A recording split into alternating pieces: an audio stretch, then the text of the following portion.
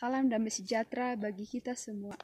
Pada kesempatan kali ini, saya ingin membahas satu topik yang dimana topik ini pastinya akan berhubungan dengan ayat Alkitab.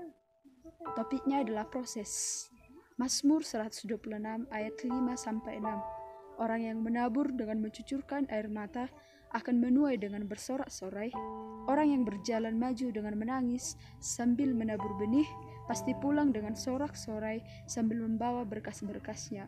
Kerap kali mungkin kita sudah tahu arti dari proses. Proses adalah suatu perjalanan, proses adalah suatu tantangan, suatu rintangan yang mungkin kita jalani dalam hidup kita sehari-hari. Nah, ada dua benih saudara yang perlu kita ketahui dalam hidup ini. Pertama adalah benih yang baik, dan kedua adalah benih yang tidak baik. Benih yang baik adalah benih yang ditanam seperti ketika kita menanam tanaman hidroponik. Ada 30 benih yang kita tanam.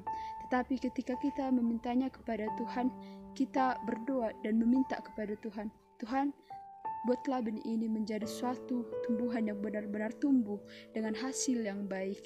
Tetapi Tuhan tidak pernah memberikan itu secara dengan singkat. Semuanya pasti butuh proses pastinya saudara. Dan ketika 30 benih yang kita tanam adalah semuanya berjalan dengan baik, namun tidak sesuai dengan harapan kita.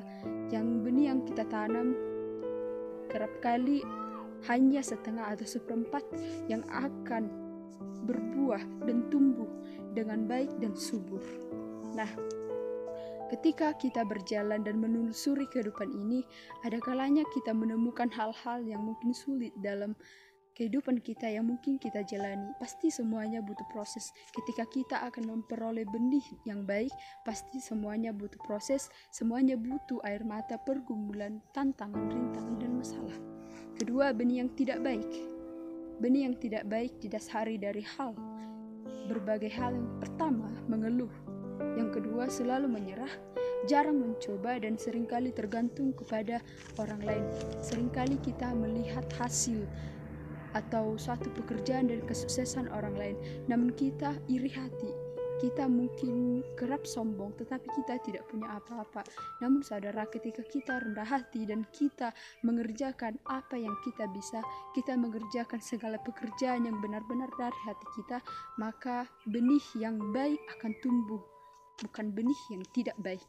Masa kini mungkin dikenal dengan zaman instan, karena semuanya adalah serba cepat dan serba instan, terutama ketika banyak orang yang melupakan yang namanya proses, sehingga mereka hanya ingin perlu yang namanya instan.